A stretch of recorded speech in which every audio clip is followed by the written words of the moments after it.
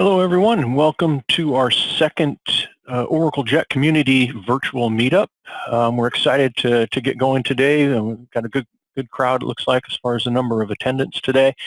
And we've got a big agenda, so we'll try and get through all of this in 1 hour. First, we're going to take a look at some of the new features that are coming in Jet 7, which we just released Jet 6.2 about a week or two ago, and Jet 7 will come in mid-May. We wanted to give you a little preview of some of those features that are coming up. We're going to talk about a web component public exchange project that a few of us have been working on. It's a project sponsored by the community and built by the community, so we'll show you a little bit about that. Fritz Holscher from the Steltix company is going to talk to us about the Oracle Jet Hackathon that they've done, along with some other projects that they've been working with out of South Africa. And Dan Curtis from Griffiths Waite has written a book, and that's about ready to roll out. So Dan's going to show us a little bit about the project that he did in the book and how it shows off some of the Jet capabilities and so forth. And then finally, we'll wrap up with a discussion of some of the open source, or not the open source, but the sessions that we're hoping to see at Oracle Code and Oracle Open World. Hopefully we'll have enough time to get to those, but we'll see as we move on through. So let's get started. Today you're going to hear myself. I am John Brock. I'm the founding product manager of Oracle Jet almost 7 years ago now. Most people just call me JB. And Gertjan Willenha is the other person you're going to hear on the call. And he's the other product manager with myself on Jet, and we do an awful lot of conferences and videos and so forth. You'll recognize Gertjan's voice very quickly if you've taken any of our MOOCs. He is the voice of Jet for most people around the world. So let's get into a little bit of what's new and what's coming. So Jet 6.2, like I said, released about a week and a half ago on the 25th of March. And it had some great new capabilities, and mainly it was a bug fix. It had some performance improvements and things like that, but it was a minor release, so it's drop-in compatible with your existing 6X type versions. If you're on a CDN, if you're using our CDN, you just change the version number and do your testing, and you're off and running. But one of the things that we often get questions about is, who's using Jet? And it's a legitimate question. I mean, it's kind of funny sometimes. You kind of think, isn't Oracle enough? I mean, Oracle's a pretty darn large company, and there's actually over 100 commercial products, shipping products from Oracle now that are written in Jet or using Jet in some way, shape, or form. Most of our cloud software is written using Jet, and a lot of the really large Fusion applications are now moving over to using Jet for all their new development. So there are quite a few that are very, very large. But outside of Jet, it's really the Oracle ecosystem. It's the Oracle partners, the Oracle customers, and so forth that are starting to pick up Jet on a rapid pace. And it's because of a lot of these types of customers like Capgemini and Amis and Fishbowl, Red Samurai and Steltix that are doing really good work out there in promoting Jet and showing what it can really do. We built Jet for these large-scale type of operations. We even have one application out there that we know of that has 250 million end users on it, or customers using it on a regular basis. So we know that it scales. We know that it performs. So if you're interested, you want to come over and take a look at what other people are doing, you can go to the success stories on the Jet website. If you are a success story that we don't know about, feel free to contact myself. Send an email to john.brock@oracle.com or over to Gertjan. If you've met him before, just contact him as well. And we'd be interested in talking to you about possibly adding you to our success stories. So always interested in seeing what people are doing out there. Well, let's go ahead and take a look at some of the new things that are coming in 7.0. So this is some of the stuff that's coming in May. One of the big components that we've been working on a lot over the last year is the Gantt chart. I think we opened this about a year ago, and we've slowly added capabilities to it over time. It's actually a really nice component. It's got built-in animations when you update data or you add or remove rows. It animates and so forth. You can move tasks around and they'll animate and so forth. So it's actually pretty nice. Those capabilities have been there for a while, of course, but one of the new things that's coming in 7.0 is this ability to not only move but resize your tasks and work with those. So let's say I've got a task here that Herman's working on, and Herman's got some issues that he can't take on this task, so I've got to reassign it to somebody else. Well, not only can I just drag this around and assign it to somebody else, and notice the tooltip. As I move this, it actually updates and says exactly who's going to work on this. So if I want to move it to Simon or I want to move it to Shelley, something like that, that's all fine. I can also see the dates changing. So let's say I want to actually start this on February 15th with Simon. I can drop it there. But now I can actually resize it as well. Maybe Simon's not quite as on the ball as Herman, so it's going to take him a little bit longer to work on this. So I'm going to give him a full month. We'll go all the way out to March 15th and let that go. So some new features and new capabilities built into Gantt itself coming in 7.0. Another thing that we've worked on over time is this transition from data sources to data providers. And for those who've been looking at JET for a while, you're used to the old data source approach where it was just our way of working with the data that was being returned from a REST call or from a JSON or something of that nature.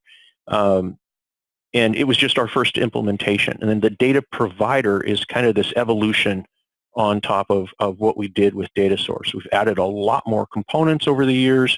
We've found more efficient ways to work with the data and more consistent ways to work with the data across all of our different types of collection components.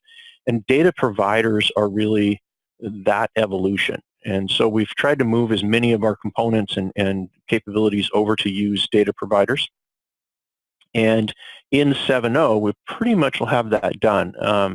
Some of the big visualization components like chart and gauge and those types of things didn't support data provider up until 7.0 when they will start to support that.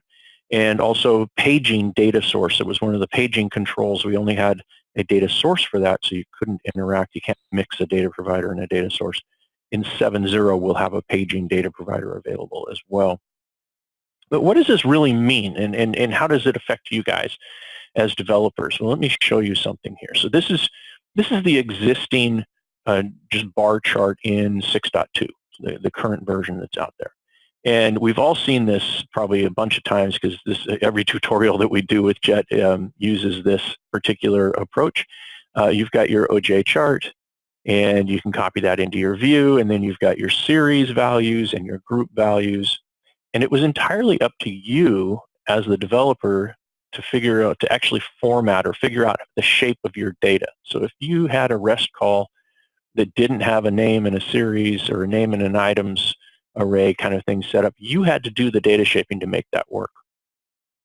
And you had to write that code inside of your controllers or inside of your view models to do that data shaping using, JavaScript map or something, or a for each loop or something. And that was a little bit of a pain, but it was something that's just how we worked with it.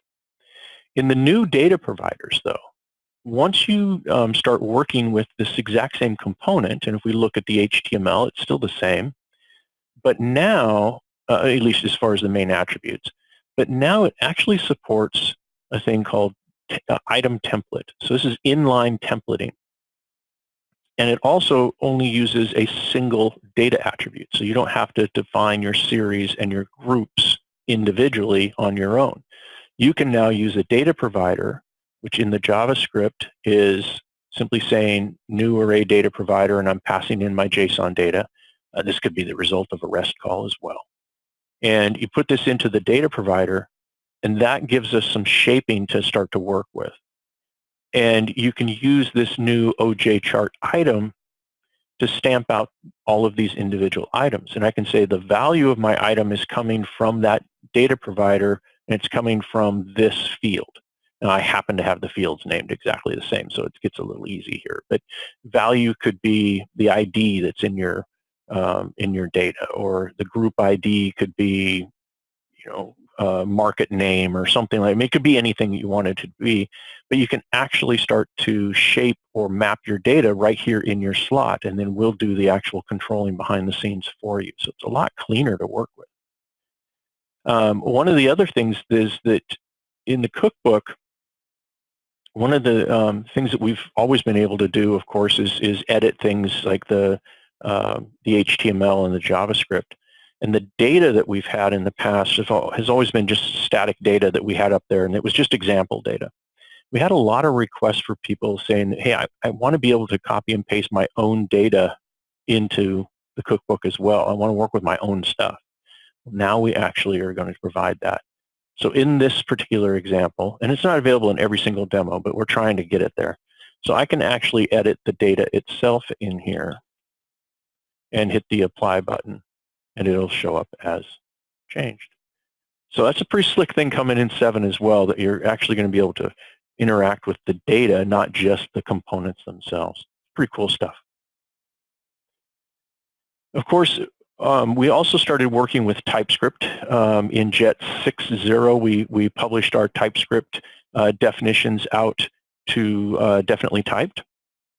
And in 6.1, which was the release that came out in January, we started bundling our type definitions directly in the Jet distribution. 6.2 was the same. We updated the definitions as we move forward. As we produce more and more of these data providers, we provide the definitions for those. There aren't any definitions for the older legacy stuff. We do not plan to ever implement that. It's only on the newer custom element syntaxes and on the newer data provider APIs and things of that nature that we're doing that. So we continue to update that. And that was really great for when you were working on the JavaScript side. If you decided to work with your application in TypeScript, you now get code completion and so forth. And that's just because it's built into Visual Studio Code, which is what I'm looking at here. Also within NetBeans, there's a plugin for TypeScript, and so you could get a lot of help on the JavaScript side. But one of the things that we didn't have was help for the view side of things.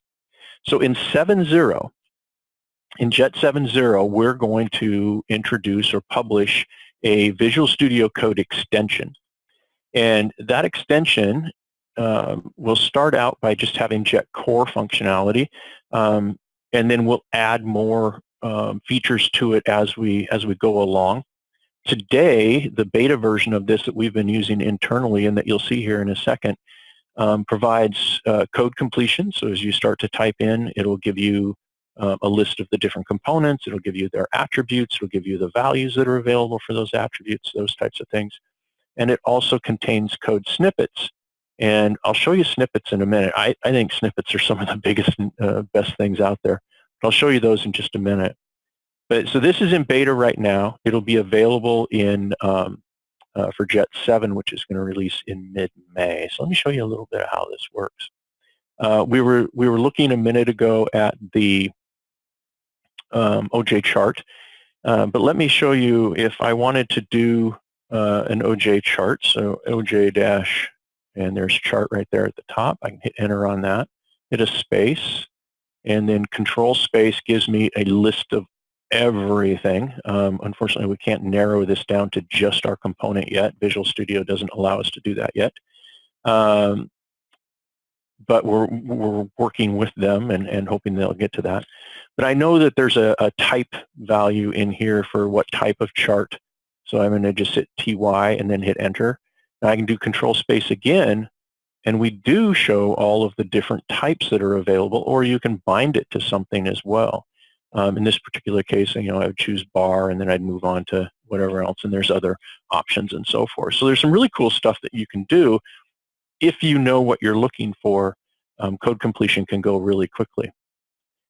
If you're not really sure what all is available, and you kind of want to just dump stuff out and then play with it from there, we have snippets. And snippets are available for almost all of the components.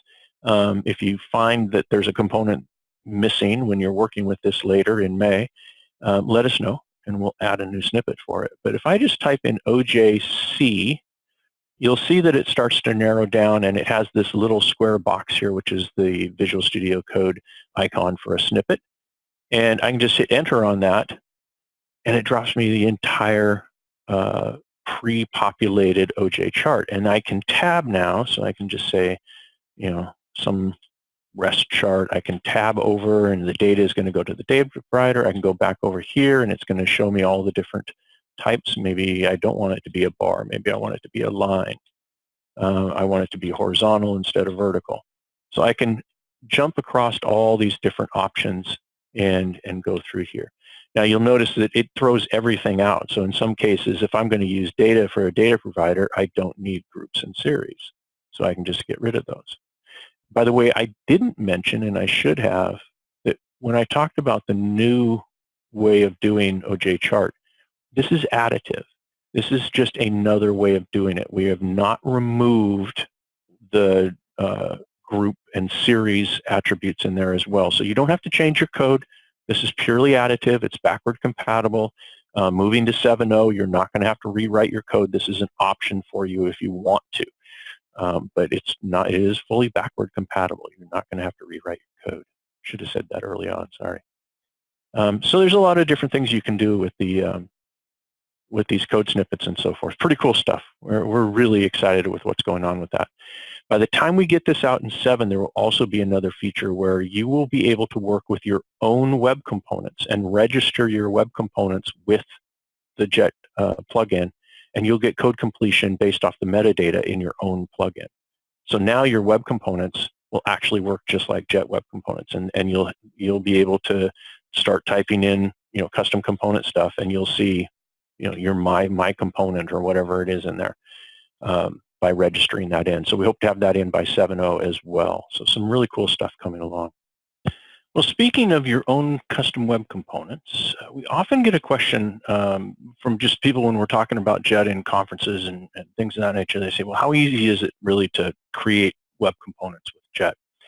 And it's actually really easy thanks to the OJet CLI. So if you haven't seen this before, let me open up a console really quick.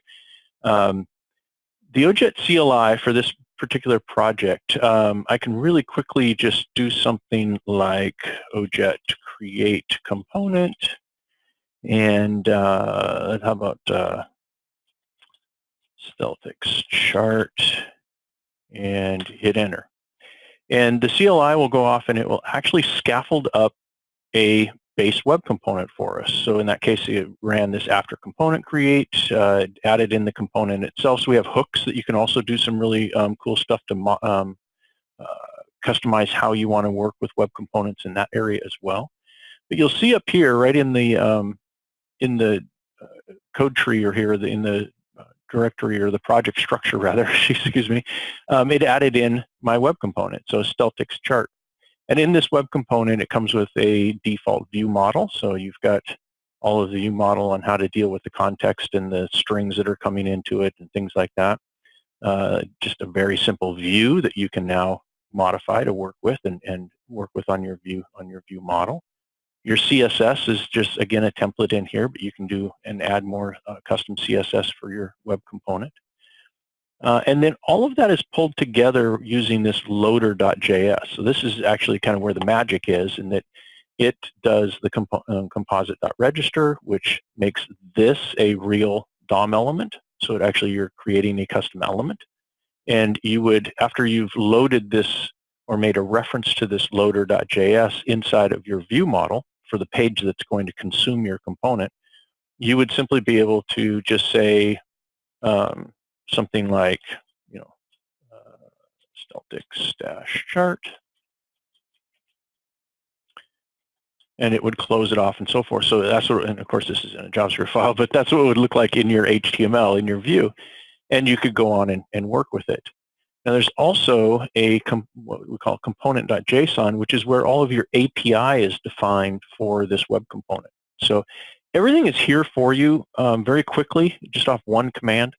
We have a full online training course for this, MOOC, Massive Open Online Course, available for it. We'll talk about it a little bit later in the meetup today. And so you can learn and work with web components really quickly. And it's a pretty powerful way to do it. So let's think about, and once you have this web component, by the way, you can just zip this whole directory structure up and share that component over in, say, something like Visual Builder, or maybe in something like a community exchange. Let's talk about that for a second. So one of the things that we started a while back is the idea or the concept of a public exchange, a place that everybody can share their components and so forth. And it's a project that there's quite a few of us that are working on it. We use Notion as the starting place for where to share information and how to work on it and so forth. But we're looking for more people to help out with this, because quite honestly, as we started working on it, those of us that jumped in early, we all have day jobs. And some of us have been pulled off on some really large projects, and work just hasn't gone as quickly as we had all planned on it and so forth. But it's definitely something that we want to see, and I think is valuable for the community itself. This is not an Oracle run project. This is a project run by the community. So it's only going to get built if the community actually gets involved and builds it. What we're looking to build, and we have designs already, and so I kind of want to show you some of these designs, is something of an exchange where people can come in and if you just look without logging in, you're going to see a dashboard, or you're going to see different types of components that come in, a component name, information about the component, some screenshots, those types of things, and who the different contributors are and so forth. We'll try and build a community around this as well. So if I jump through a few things here, let's see, you can have a profile where, in this case, it's Joa, and Joe's got so many different types of components that he's actually contributed, and information about those and their ratings and so forth. So you can contact people and work with them from there. The individual components themselves, you can search on them and find them, and then be able to actually publish them into your application or pull them from the application. Now, one of the little hidden secrets that we've never published to the public yet, but we've used internally for quite some time, is the Jet CLI. So today, where you do OJet create, OJet build or serve or something like that, the Jet CLI actually has the ability already to publish web components to an exchange. There's an existing API internally that we use at Oracle, and that API is all set out on Apiary. And so we were able, as an open source project, we were able to take that Apiary API and reuse it. So the Jet CLI will work with even our community exchange, and you'll be able to push and pull and search and everything directly from the Jet CLI within your project once we get all of this created. So I guess the call to action on all of this is simply to, if you're interested, send us a note. You can reach us on Oracle Jet Twitter feed. Send us a DM off of Twitter, or send us an email directly or something like that, and we'll put you in touch with the whole team and tell you how you can get involved and how you can write code. I think also the related point is that if you're in a company where you're using Jet, inevitably you're going to come to a point where you want to have some kind of exchange for yourselves anyway. You want to have some way of sharing web components with each other in a team working on a Jet project or multiple Jet projects.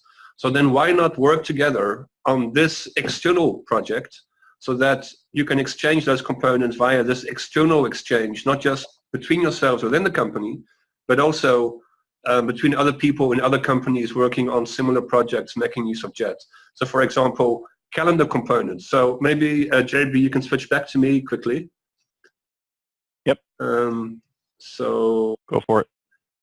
Let me, am I sharing or not? No. So you are not yet. So the point is, inevitably you inside of a company where you're using Jet, at some point are going to want to have some kind of exchange like this yourself. And if you look inside the cookbook, there is in there a whole section under the framework topic on web components. Now here is a very nice clear little widget, and you might think, wow, this would be nice to use on my application. And in fact, you can click the download button here, and you will in fact have a zip file when you do that. So if you click on this, you'll have a zip file, and that zip file contains your web component, which you can then go into your application and unzip it into this folder, and you can then load the loader file from inside that zip file into your module. So take a look at the web components that are already here, because I mean this one you can use out of the box, and there's several other ones that are quite interesting to look at. But you could imagine having a generic exchange that you need that within your organization. And rather than creating that within your organization, please contribute to this public exchange. So here's another example. So is there a JET application out there that does not need integration with a memory game? I don't think so. So you can just click on this download button, and you will have a zip file containing the whole memory game, which you can then include in your JET application. So the idea would be to have multiple widgets like this from different organizations, calendar components, Google Maps integration, all these kinds of generic components that we can then share with each other. So if that sounds interesting to you, there's a small group of people working on that public exchange, and we need more people to be involved. And this would be a good way for people to get up to speed with JET as well. So that's that item for the meetup. The next one is we're going to switch to hearing from Steltix. And there are two topics here. One is Faunus in South Africa is going to talk about a project that they're working on there with JET. And also we're going to hear about a hackathon that's been done with JET. So I'm going to stop my share, and then we should be able to hand over to Faunus, which is down here. Can you pick up the share? Is Fritz there? Yes. Hi, Faunus. Can you hear me? Yes, I can. Hi there. Yes, maybe I can quickly just introduce Faunus and also what Steltix has been doing with Oracle JET. So first of all, JB and Geert-Jan, amazing work which you guys have been doing. We've been on the journey with Oracle JET now for the last couple of years, and it's amazing to see how you guys are just keeping on building this product. Yes, and innovating and making it easier to use, which helps us a lot in terms of our investment in Oracle JET and making it easier for us to build these applications. And So one of the things that we had last year, which was it last year? November? Yeah. No, it's actually the year before, I guess. But a very exciting project we've done, or an initiative that we had in Cape Town, South Africa, was to work together with a coding academy there called Codex, where we took 45 students and had a 4-day hackathon where they actually, in 4 days, are you playing the video? Without the sound. Oh, really? You can talk over it. Okay.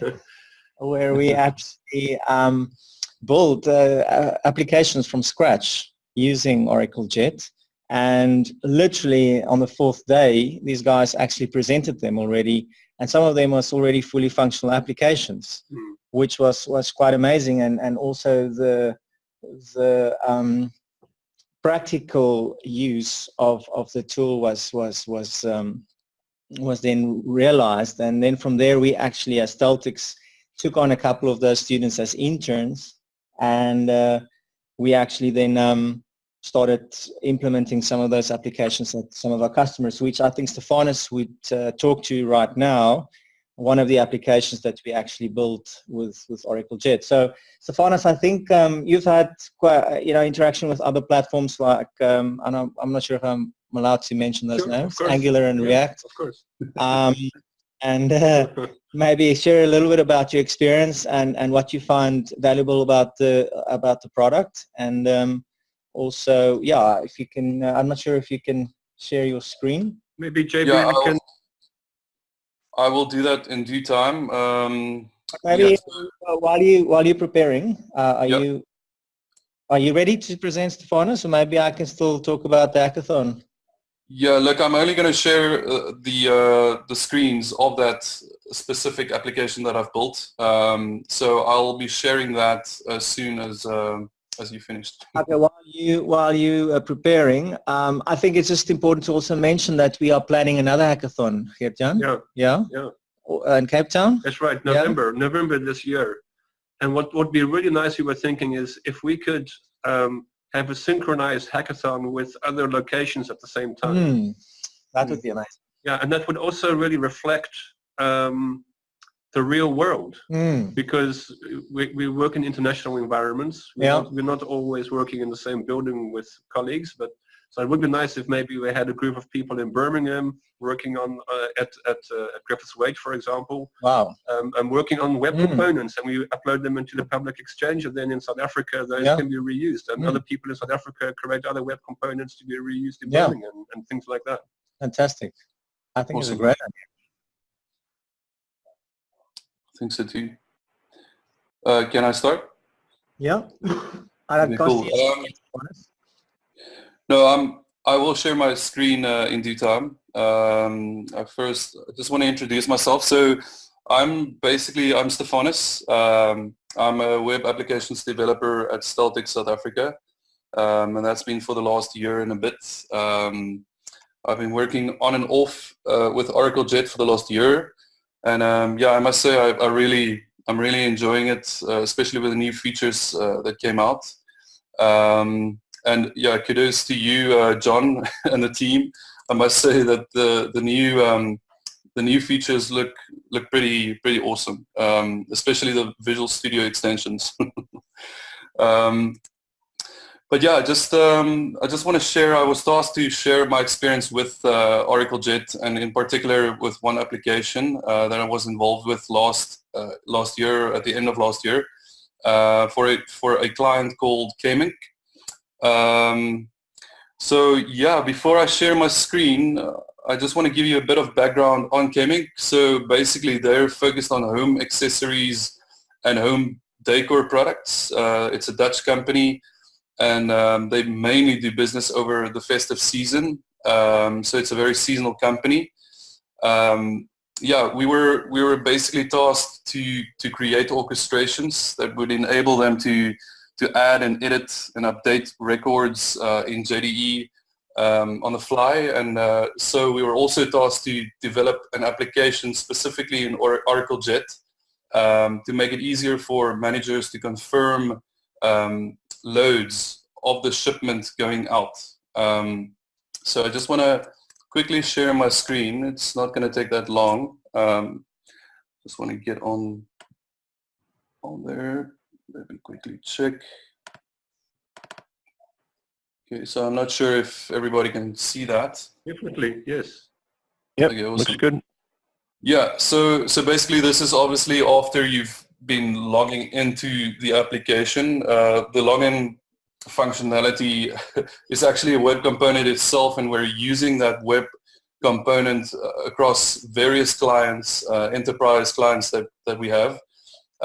Which is very, very nice from a web component based, I would say, application. And just basically to drag those components out and to use them within pretty much all of our projects it speeds up development, as well as it's just rapidly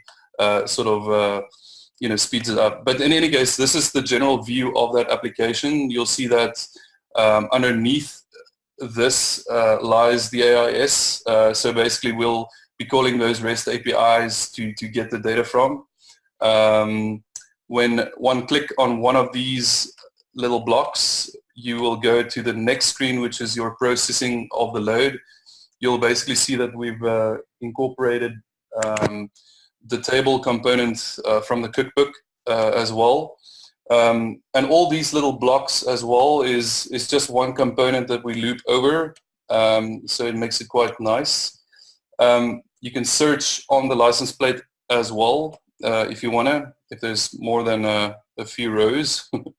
And then obviously clicking on one of these rows will take you to the last screen, where you can create the load or actually confirm the load. So most of the managers, when when pallets have been loaded and have been sent off, it's basically being confirmed by that manager, and that's basically why we came in, to do that.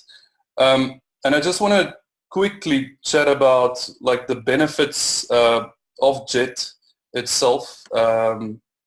It was really cool just to experience JET over the last year or so. I just want to bring something else up here before I go ahead. Yeah, I think the main benefits for me in using JET is basically the reusability of the web components throughout. So for instance, that login, which you haven't seen, but the login component that we use throughout a lot of clients, and the cookbook itself is gold. Actually, you can grab code snippets from there and basically start coding. So it does all the heavy lifting for you. I mean, features like filtering of tables or searching, error handling on forms, stuff like that. It makes it a lot easier.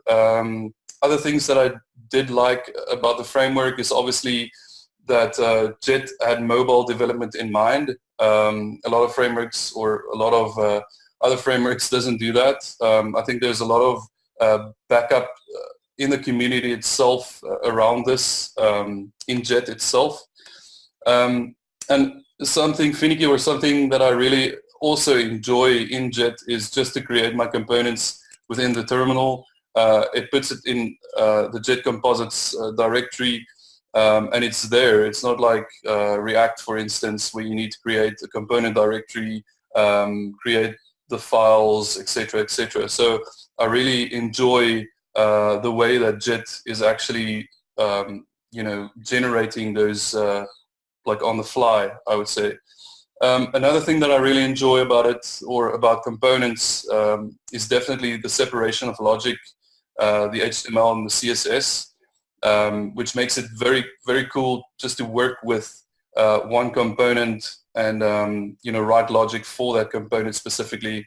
For instance, the login component that we're using, it's only a matter of changing a few variables, as well as in the CSS, obviously changing it to the customer's colors, which is awesome. So yeah, overall using JET in the enterprise environment has really been a great experience for me. It really helps in rapid, fast, and responsive applications that we're trying to push. And obviously, all customers out there want their applications yesterday. So from my side, yeah, it really is a cool sort of library, or just a toolkit to work with. Yep.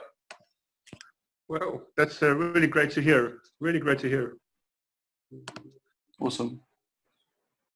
Thanks a lot. So maybe are there questions or comments to something that's been said? It was a question about the Visual Studio plugin. It'd be available with JET 7, folks. It's not available today. Good. Well, thanks so much to Faunus. That's really great. And so we'll be having this hackathon. We're planning for this hackathon in November. And one thing that Steltex does is they select their interns via these hackathons. So people come in, young developers without that much knowledge, and they teach them JET basically. And then out of the best ones, they pick people and offer them internships, if I got it right. Mm-hmm. So it would be great if you could have, universities or colleges involved around the world, all creating web components. We teach them all the basic skills. We just set them loose and have them working together in small groups and putting components together. That would be fantastic and inspiring experience. Mm-hmm. I was almost brought to tears, I must admit, when I was introduced to the whole, when you showed me the whole group of people there in South Africa. It was really moving for JB and I to be there and to see what's going on with JET there. Yeah, I just maybe, Ketan, if I can say, I really appreciate time investment that you and JB also made into this and making it happen, because ultimately the vision that you guys had is what brought everything together. So from our side, thank you very much for that. No, thank you so much as well. Okay, so to make things even better, we're going to switch over to Dan, and he's going to introduce the application that is built by means of a completely new book that he's written. So can we do that? Can we switch to Dan? Hi everybody. Can you switch rights over to me? Yeah, you should be able to just share, Dan. You just click on share, grab what screen you're going to share, and click share again, and you're up. Can't see that share option currently, sorry. You should see a share under meeting at the top, the menu bar. No, I'm not getting that. Top share. You should have a menu when you arrive at the top there. Or at the it depends on what platform you're on. If you're in the, you see it now? Okay. Brilliant. Excellent. Right, so I just want to start by, of course, saying thank you to JB and Gertchen on this release, and of course every release preceding. It's been a big thing for us using Jet on a number of different applications over the past couple of years. And just to also reiterate on Stefanus's point about the cookbook, I think the cookbook cannot be underestimated on how useful that actually is as kind of a starting point to not only learning to code in Jet, but even if you're an experienced Jet developer, you're going to constantly be coming back to it to kind of get your initial starting point for anything that you're building. It really is a great resource.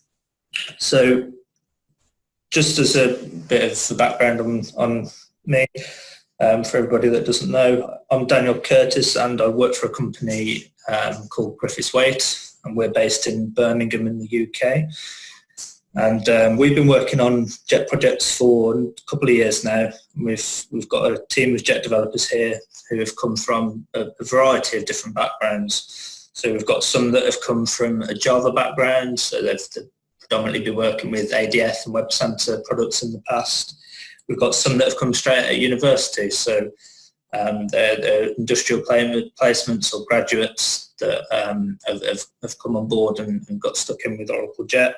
And we've also got some from just a generic JavaScript background, so people that have worked with potentially other frameworks like Angular or React, and then they've looked at learning Jet from there. So to having all these kind of developers join in, we've had to think a little bit about how we train up the developers. So we've got an internal training program in-house, but alongside this, probably around this time last year actually, I signed up to write a book to not only help people here, but in the wider community, help more developers kind of get onboarded with Jet. And the book's called Practical Oracle Jet, and it kind of aims to take you through the journey of learning Jet. But as you could show the page on Amazon as you're talking now, so people can see the page. Yeah, I've got this one up. I'll show the Amazon one afterwards. That's fine. But I think most of us in this meetup now, most of us are developers. So one of the things that I had in mind when I was writing the book is that developers, although the theory behind what you're doing is really important, and this goes back to the cookbook point actually, it's developers like to code, who like to get stuck in and code. We want to see examples, we want to see it working, we want to debug it.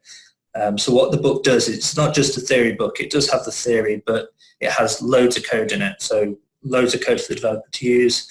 And it's not just little snippets of code either. So it's not just tiny little widgets of code. It's a fully functional step-by-step guide to building a proper enterprise-like application.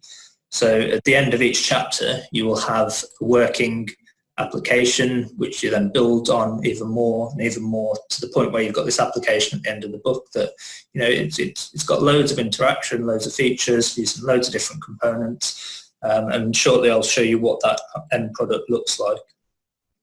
So there's 13 chapters in total, and they cover loads of different topics from the foundations of Jet, such as installing Node, the Oracle Jet command line tooling. It obviously covers the libraries that sit underneath, such as Knockout, Require, the really important common model, which is used for all the data service interactions in Jet, and of course the theming process as well. So the theming process is a big part of Jet development to make sure that you get this consistent theme with great usability in the application.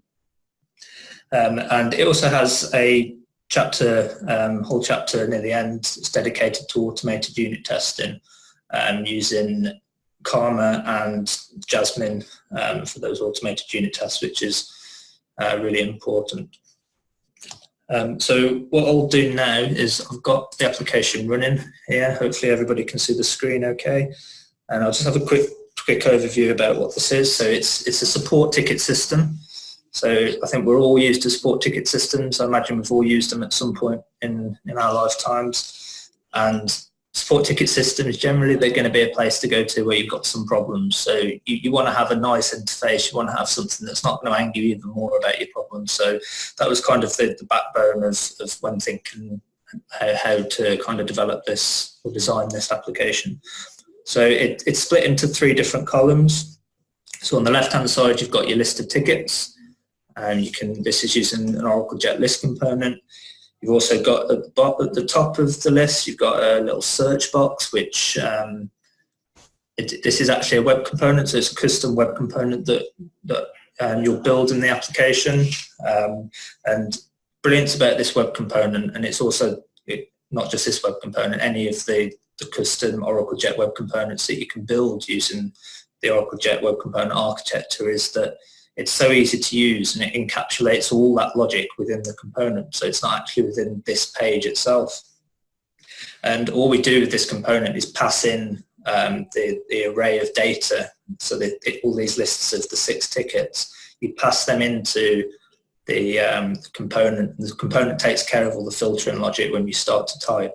And what it will then do is throw that filtered list back to the consumer view model using what's called a write-back property. So you don't have to worry about setting up events yourself. It's all taken care of by the architecture, and it'll automatically update the list for you. So it's really easy to use, and it can be used in any different scenario. It's not just specific to this application. So just as a way of an example, if I was to start typing website, so website unavailable, you'll see that list straight away, it starts filtering down, and we ended up with just this one ticket for the website being unavailable. So if we take that back, we get our full list back. So that's kind of the left-hand pane. The middle pane, you've got all the information about the ticket that you've got currently selected. So here we've got different options that you can perform on the ticket, such as replying, closing, escalating the priority, and all the replies on that ticket, so everything that you need to know. And you can, of course, switch between the tickets, and as you start switching using the Oracle Jet tab component, you'll start to see these tickets opening, and you can switch through them as well. And the list component and tab component are linked up in a way that they know which one's open, so they can automatically change their selection properties. So within the ticket, if you take a quick look at one that's open, so a couple of them are closed, but this one's open, you can actually reply as well. So with this what you see is what you get editor at the bottom. This isn't a Jet component, so this kind of is an example of how easy it is to extend and use different libraries in Jet. So this is just a third-party JavaScript library that you just import into your application, and you can use quite easily and integrate it into the Jet application. So which rich text editor did you use, Dan? I can post it on here afterwards. It's got a really weird name that I can't actually pronounce, so I don't want to try and attempt to pronounce it. I don't think you should do that. You should get people to buy the book. You shouldn't tell them what's in it. Exactly, that's true. So if you buy the book, you'll find out what it is. Exactly. Okay.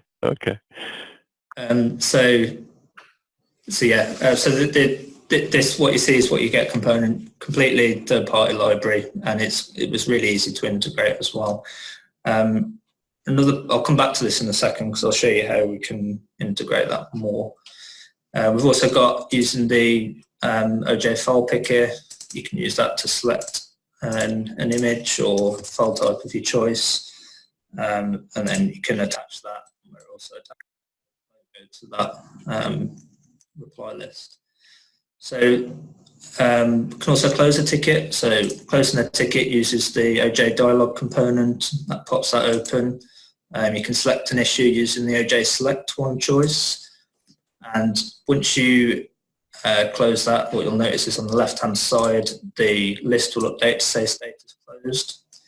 Now, although that looks really simple to do, what we've actually got here is that left-hand menu is in a different module to the right-hand menu. So the communication between those two modules, we've used a library that comes scaffolded with Oracle Jet called JS Signals. So what that's doing is saying, once that's closed, I'm going to send a signal over to that other module to tell that to update the status of that ticket. So all this kind of stuff, how you link modules together, how you pass signals between them, all gets looked at during the book. And then, just conscious of time, I'm just going to quickly show you creating a ticket as well. So the top right hand corner, there's a create new ticket button. If you click that, it slides down this kind of, I'd say it's an overlay, but it isn't, because it's not overlaying, it's just pushing the content down for you. You can create a new ticket. If you don't specify anything in the issue summary, it fails validation, and the point about this is this component isn't an Oracle Jet component, so we're using some validation here that looks like Oracle Jet validation, but it actually isn't. It's custom validation on a non-Oracle Jet component, and you kind of look at how you'll do that in the book. So if I then fill that out, create the ticket, it has stalled. If I drop my network connection. Always the way with live demos, isn't it? It doesn't work. Let's try that again. Welcome to live demoing. One thing I will say as well is underneath this, it's actually a mock API server that's running. It's not a real API server, and it's not running on a real database. So everything works. So you can call API endpoints, but no data gets stored anywhere. It's all just in JSON payload files.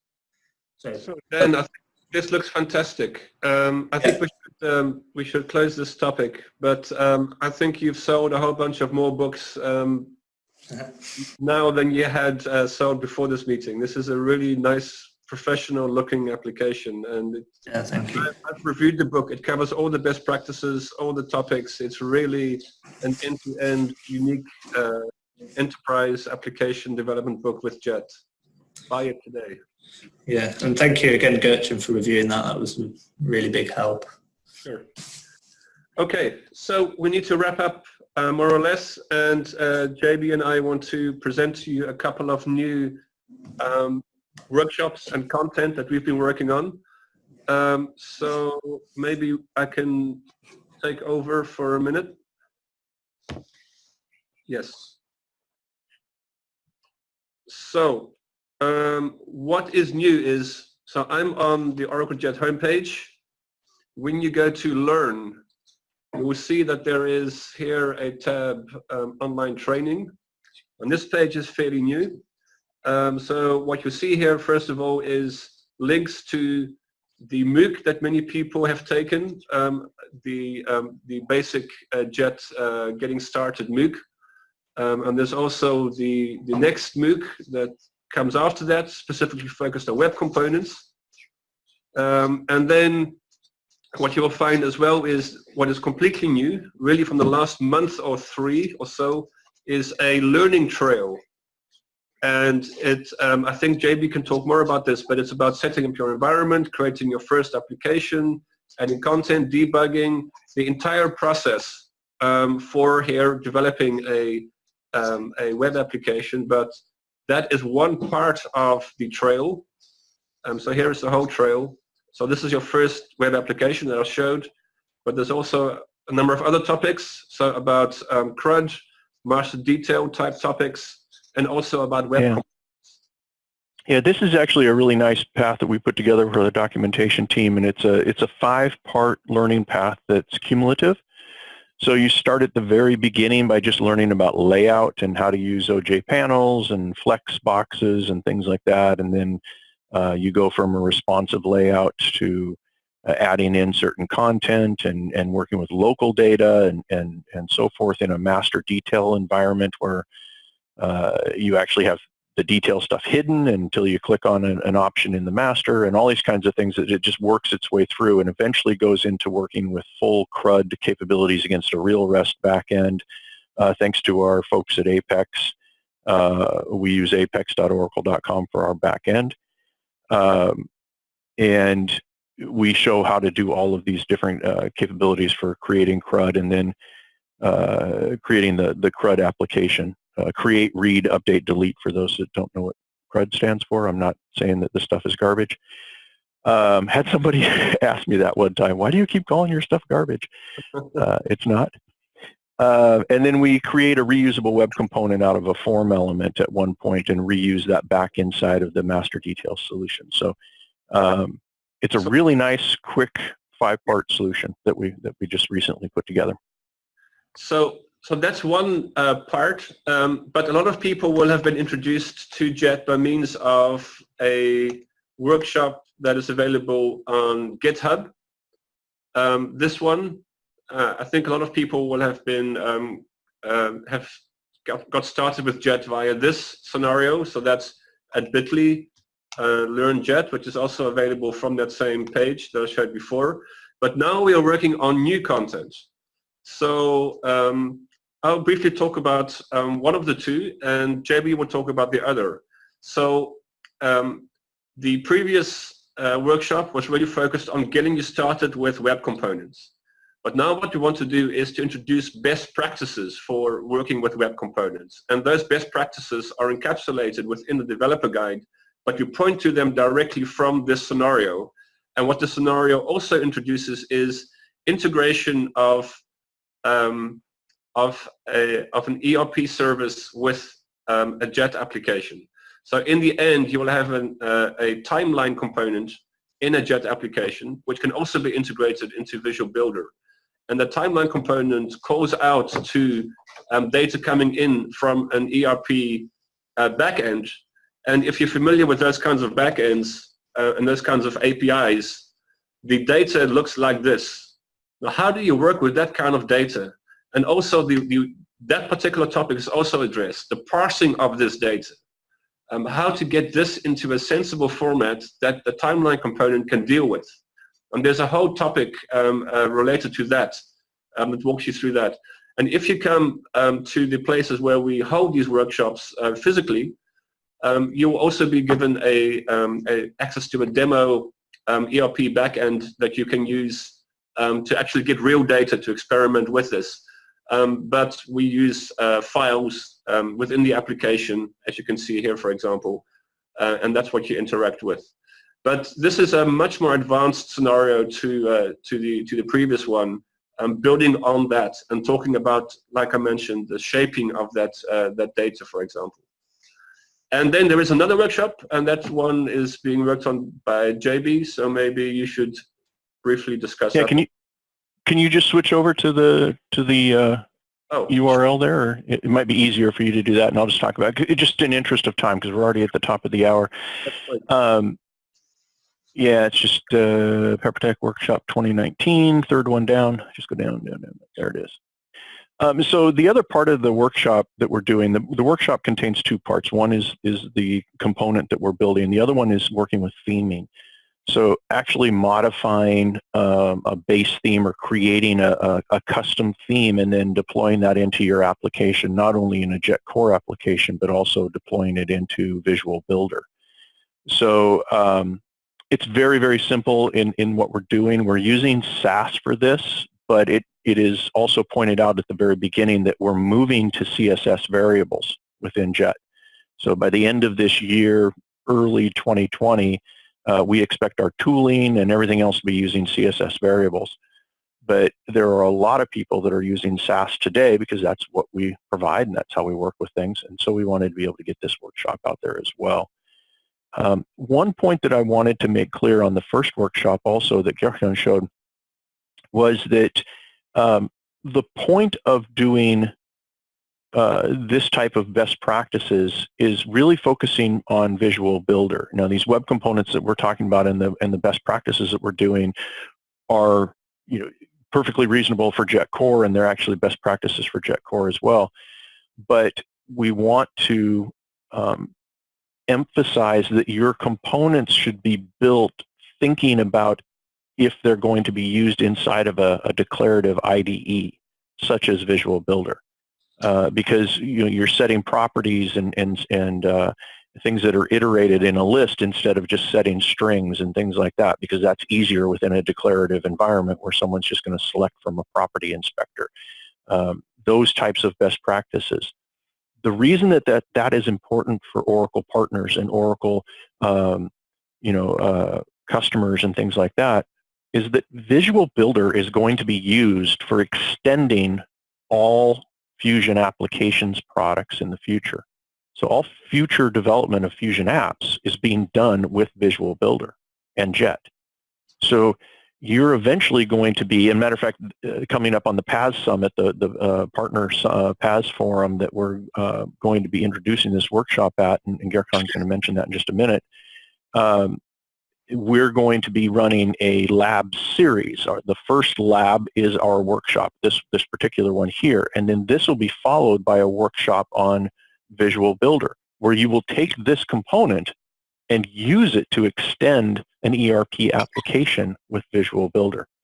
And that's the future of where things are going with Fusion apps and Jet and things of that nature. For those that are currently extending Fusion apps using things like App Composer or something of that nature, you'll find that App Composer will be replaced by Visual Builder for those future things. We're not migrating or rewriting existing apps. It's all future development. I want to make that really clear. But all that future development will use Visual Builder to do the extending and everything else. So it's important that not only you understand Jet Core and web components in that regard, but it will be very valuable to also understand Visual Builder and how your web components will get reused in that environment. Perfect. Thank you. Yep. As a final point, if you are not following Jet on Twitter, and you are on Twitter, please do so. This is where we make announcements and things like that. And also where you get lots of tips from different organizations making use of Jet in different ways. And you see announcements here and new YouTube clips and so on. So please sign up to our Twitter account.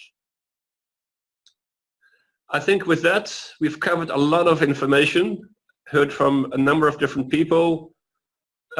You're up to date with where Jet is going. Maybe we should leave it there. JB, anything else to add? That sounds good. No, this is fantastic, and thank you very much for everybody joining us. We'll put the recording up on YouTube for those that didn't get a chance to join early, or you came in a little late and you want to see what was at the beginning. We'll put all that up. Give us a couple of days to put it up on YouTube. Got to do some editing on it, but yeah, we look forward to it, and there will be another virtual meetup soon. So thanks for everybody for joining. Thank you very much, everybody. Hey, thanks. All right. Thanks all. Cheers, John.